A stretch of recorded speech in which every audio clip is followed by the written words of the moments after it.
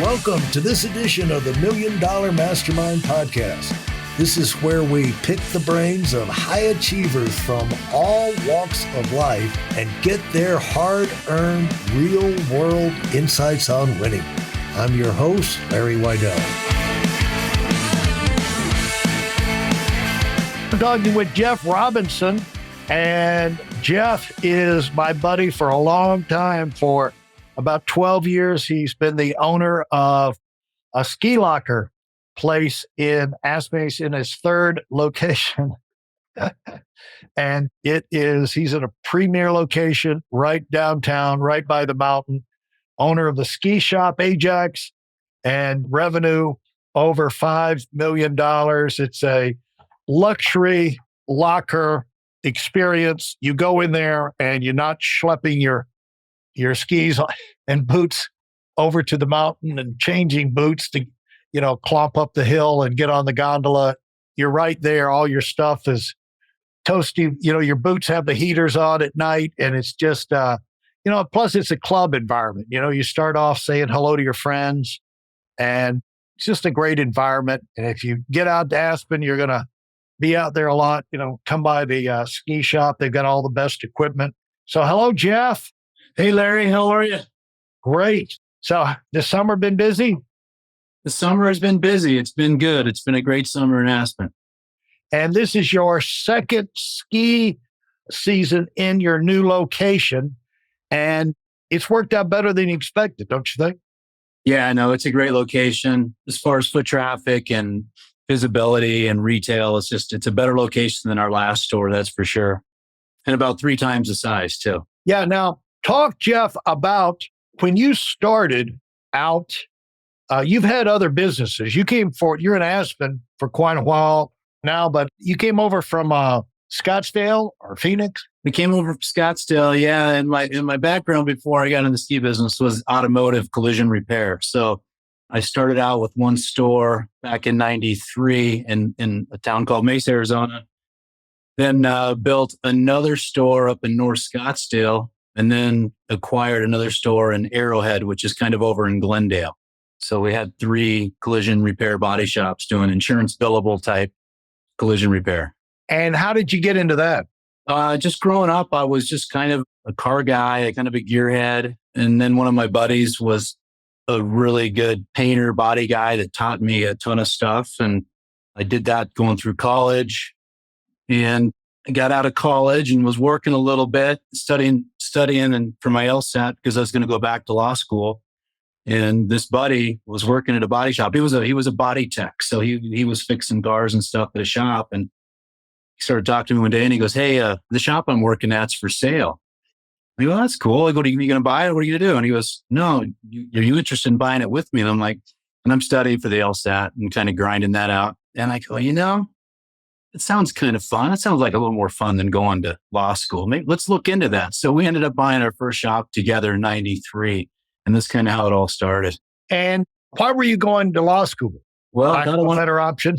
Well, I wanted to be an attorney. So I liked that, studying in college. And I was political science English major at Arizona State. And I just really enjoyed that side of it. So that's the road I was going to go down until we did this. And I mean, at heart, I'm a car guy, gearhead, loved being around cars and all that stuff. So at the time, it seemed like the right move, and it was. I mean, I'm glad I did that for almost 20 years that I had those stores. So you've always, were you set up to go in that direction from high school and growing up?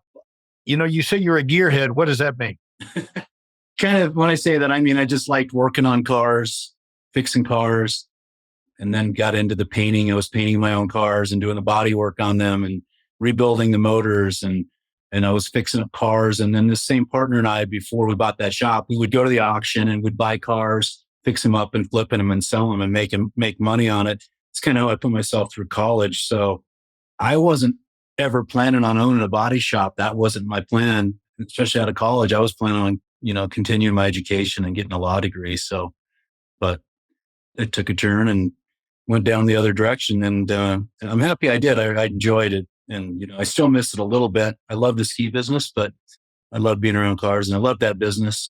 It was challenging sometimes with the insurance companies and whatnot, but it was rewarding giving a customer their car back as good or better than when before it got crashed. And the thing is, like, you, I haven't heard of that concept of putting yourself through college flipping cars rather than flipping. I know flipping houses, Yeah. but flipping cars, I hadn't heard that one. Yeah. It worked. In a typical type thing, what could you do? You're 20 years removed from it now, so it doesn't, not giving away trade secrets, but must have been fairly profitable. Yeah. I mean, every car was different. Sometimes you'd buy a car at the auction, you didn't think it was hit as hard as it was, and you'd run into other problems and need more parts. So that one may not be as profitable. But usually, I don't want to say you could double your money, but you could make a couple grand on a car by buying it, fixing it up, and selling it. And, and it was a month or two long process because you had to do all the title work and all that stuff, and then fix it, and then put it on the market and find somebody to buy it. So it was, it was a fairly long 2-3 month process per car, but it was a good investment. We'd stick our money in it and go through the process, sell it, make some money. And well, you got a taste of being in business for yourself too, and not having a limited income. Exactly. Yeah, exactly. And we even leased a little space. We even had a little shop that we worked out of. So it wasn't a full blown body shop, but it had everything that we needed to do, the repairs on the cars that we were buying. So when did the idea come to you? I'm going to put myself through college doing this.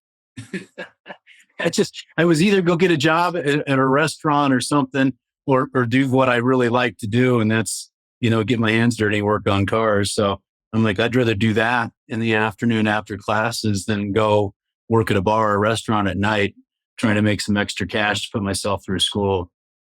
What motivated you as you were moving up?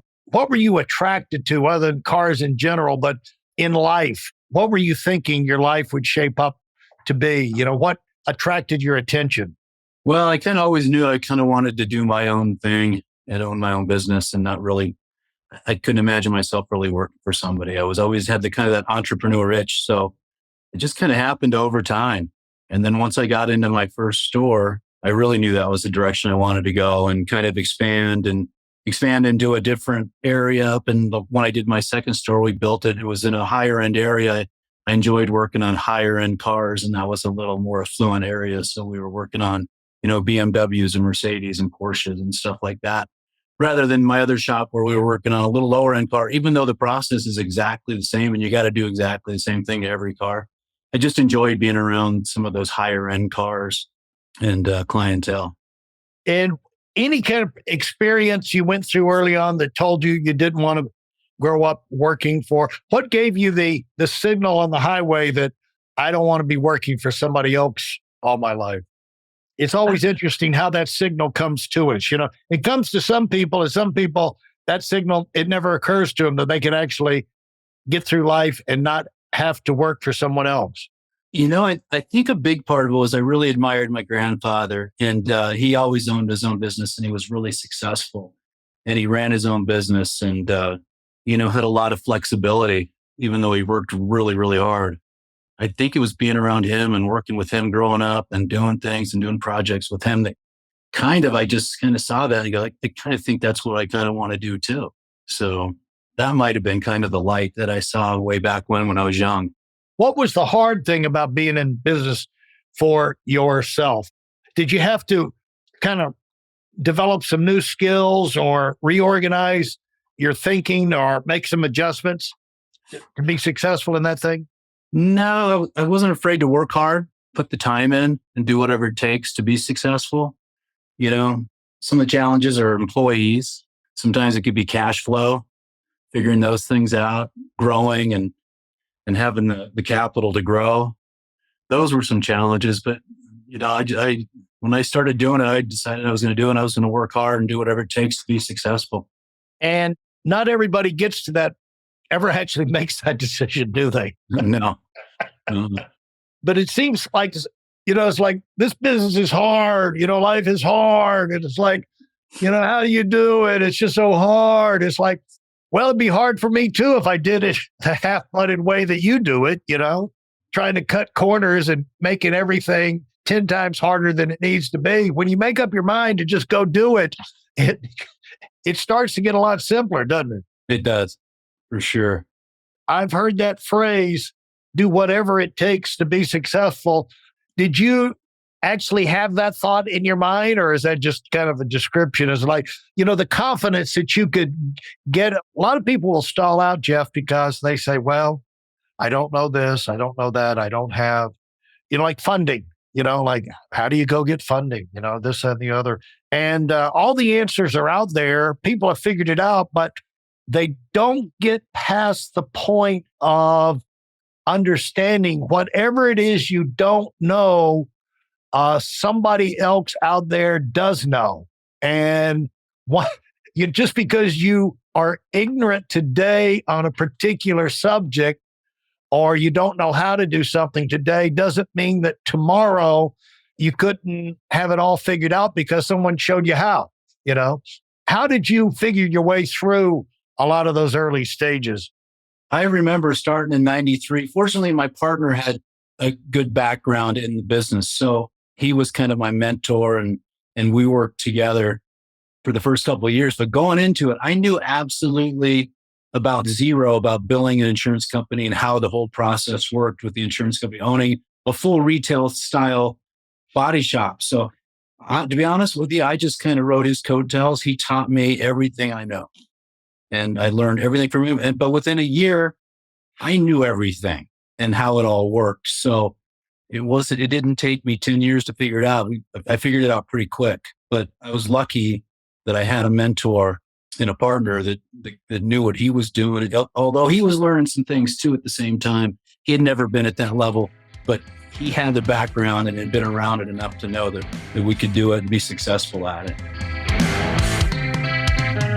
For those of you who are sick and tired of fooling around and are dead serious about wanting to move up fast, I've got something especially for you. I've combined the best insights from over 40 years in business and making $70 million in income and compressed them into a free webinar. That's right, it's a free resource. If you want to find out exactly what the concepts are that I use in coaching million-dollar earners, register now at WeidellOnWinning.com. You'll discover the 5-part framework used by so many to reach their financial, personal, and professional goals. You can find that link in this episode's show notes.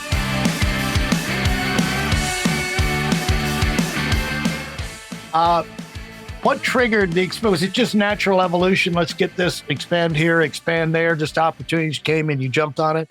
Yeah, as we grew and figured out and the shops became successful, I think that maybe it's time to do another one, and then had the opportunity to acquire another one that just kind of came about. So it was just kind of time and the timing and the economy doing well. Did it turn out the way you expected? Yeah, it sure did. In terms of income and opportunities and things like that? It did. Yeah. I mean, it provided a really good lifestyle for me for a long time, having that career. What does that mean? A really good lifestyle? Just an income and the life that I had. I was married, had 3 kids. They had a great lifestyle and a successful time. Now, what got you excited about, when did Aspen come on your radar? Was that your first experience with a ski town? Well, I grew up skiing, but yeah, living in a ski town. So I got out of I sold the body shops in 2008 and just took a little time off. And then I was skiing in Aspen. I just gone through divorce, skiing in Aspen with my girlfriend. And we were just talking to people. We were having a great time here for a week. And everybody's telling us how great the summer is. And we're like, okay, I'm sure it is. I'm sure it's beautiful. And I'd never been here in the summer.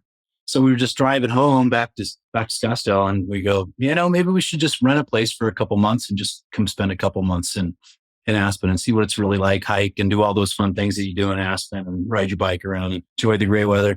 So we rented a place for a year rather than 3 months, just because it was more cost effective, because it was going to be so expensive to rent a place for 2 or 3 months here. So rented a place for a year, skied, had a good time. And that's when when I started getting to know the ski town, the ski business a little bit. Had a locker over there with you. This was before I owned the shop, and rented a locker from Alex. Yeah, Alex. To get through the ski business. Yeah. And anyway, renewed the lease, stayed another year, bought the ski shop. I wasn't doing anything, and I saw potential in the shop, and the guy that owned it wanted to get out. So I'm like, I'm not really doing anything right now. I see the potential in your business model with the locker room / ski shop / tune shop. And I go, I think it's got huge potential. He wanted to get out, and so I decided to buy it from him. And that was back in 2010. This will be our 11th season with the store. So it just kind of, that was my first taste of it. It being in Alex's shop, but I ended up buying it from him when I met you. And that was 12 years ago. A lot of being in business is figuring things out. When people listen to these podcasts, they're wanting to, they're listening for, what did you do? How do you do it? You're in a state of confusion, but a lot of these things unravel themselves pretty quickly. Like, as you said, you can go from an industry, a business where you know absolutely nothing about it, but you have an interest, you're not afraid of working. And if you just pay attention and you don't have to be taught everything over and over again, in a year, you can become a master of the game. And most things are like that. In fact, I found that you can get pretty good at just about anything in 90 days if you saturate yourself with it, but especially in a year. And so just having that approach, a professional type approach, we're not going to have this as a hobby thing. This is going to be a business. We're going to treat it like a business. We're going to expect a business income, a business result, and dependability and profitability and all of that. Having that mentality, looking at opportunities, gives you an incredible advantage over the people who just see it as, well, we got a store and we do this and the other and kind of take what comes. Yeah. I was lucky enough when I acquired the store, I inherited a couple really good employees that had really vast knowledge of the ski business, had been doing it a long time.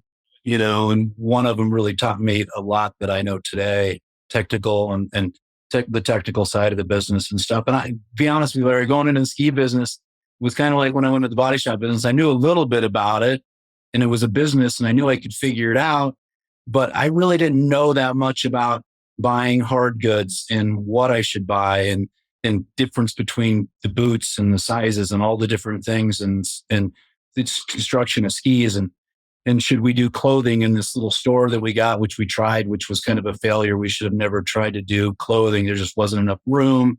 We should have just bought. So it took me a couple, 2-3 years to really dial in what our niche was and to get the thing profitable, to get the locker room full, to get people to know where we were, because we were on the backside of a building. People didn't, if you didn't know where we were, you had a tough time finding us. But so it took a couple years to figure it out, because it is seasonal. So listen, you got 5 months to kind of do your thing, and then you've got this time off, and then your next year comes around. So it's not like you're doing it year round. You're still running your business year round, but you're really in there dealing with people for those 5 months of the ski season. So after about in our third year, we filled the locker room completely full, acquired another space, did another locker room, and then filled that one and had a waiting list with very little turnover. Got a really good reputation of the ski tuning. I had, obviously some great guys tuning for me. They knew what they're doing. We had a great reputation there, and really got a very small space rocking and rolling. As you know, you've been in that space, and it was pretty tight, but we did a lot in that space, and it became really successful. Yeah. And there's actually some advantages to having a small space, because it causes you to be cost effective, or make sure, well, first of all, nobody can lay around. Steve was going to take care of whatever chair was in there. So you couldn't come in and sit down because Steve was going to be in there. Right. And yes, that's true. There was only about 4 seats in the whole place. Yeah. So if anybody was in there, they're going to be working. Yeah. And then it was real obvious. You look around, if this merchandise is not moving, it wasn't going to escape your notice. It's like, why are we giving that much space to that kind of merchandise? Nobody ever asked for it. Nobody ever sell it. You get it out of there, get something else in there. Exactly. And there's some real advantages to small spaces, especially when you're learning, especially when you're getting started. That's for sure. Yeah. Everything in that shop had a place. And everything, and it had to be put back right where it was at. We had to be really efficient there. We couldn't have a lot of clutter and mess, and things needed to go back right where they came from. Every boot had a certain spot that it went to. Every ski, all the rental equipment went into a certain spot. So we had a lot of stuff inside of that 1,100 square feet going on. But you're right, advantage wise, it makes you be efficient. Obviously, you're keeping your rent factor down, which is huge, especially in a town like Aspen. Well, the thing about that, even like J. Paul Getty said, the thing about keeping your expenses down, he said I think he called it the tightwad, or the guy who is tight-fisted on his expenses. He said the advantage the guy has is that he's got more margin for error. When things go wrong or cash flow goes down, he can take the bumps a lot better than the guys living on the edge. Yeah. And you just learn how to be efficient. But so much of the time when we're small, everybody who's small is just inside them thinking about how can we get bigger? How can we get bigger? How can, more space? And that, depending on the time, unless you've maxed out where you are, that's not really what you need to do necessarily. No, not at all. I mean, that little shop was doing really, really well when I was approached because somebody needed and wanted my space to expand. I wasn't planning on selling or moving or anything like that until I was approached. And then I was offered the right amount of money and found the space across the street, which was a better space. I'm like, I'll move over there. There again, it was going to be 3 times the size, a lot more rent, but I knew that we could make it work and be successful over there too.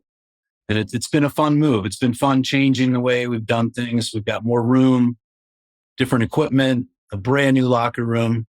I mean, it's been a fun process. But setting up a new store is always going to be more work than you anticipate, isn't it? Because I noticed like last year, as you moved into that new thing, you'd already moved once and then you move again. It just seems like, you guys, it's just on and on and on, It seems like the last few years of my life has been moving, but yeah. I tried, because you were, the second location where you were last year was right across the street from my condo. And it's like, that truck was out there unloading and loading all the time. Yeah, fortunately, we knew that was a temporary pop-up spot because we had to wait for the lease on the new space before we could gut that thing and do a full remodel on it.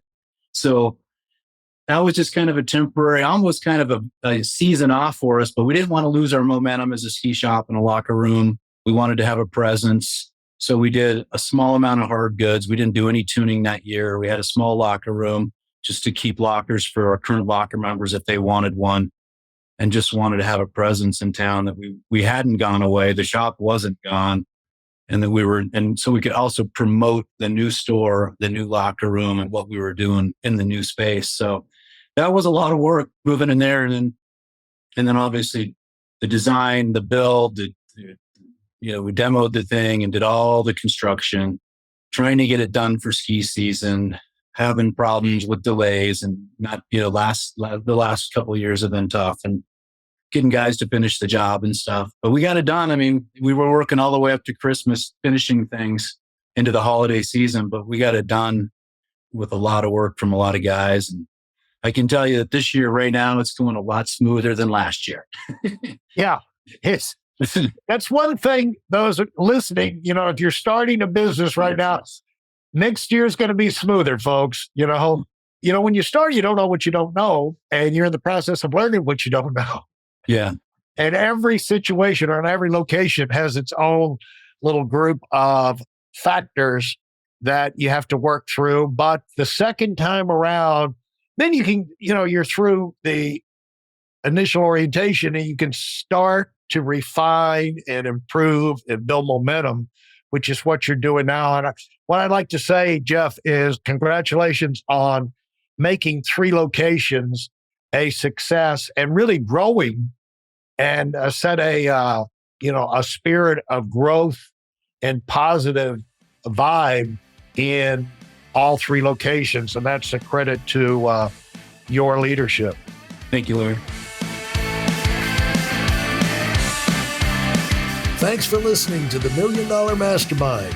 If you felt there were any valuable takeaways from this episode, please take a minute and leave us a 5-star review. Your feedback is important and really helps us get the word out to a wider audience. Remember, we have a valuable webinar that is absolutely free. Register for it right now at whitealumwinning.com. Thanks for listening.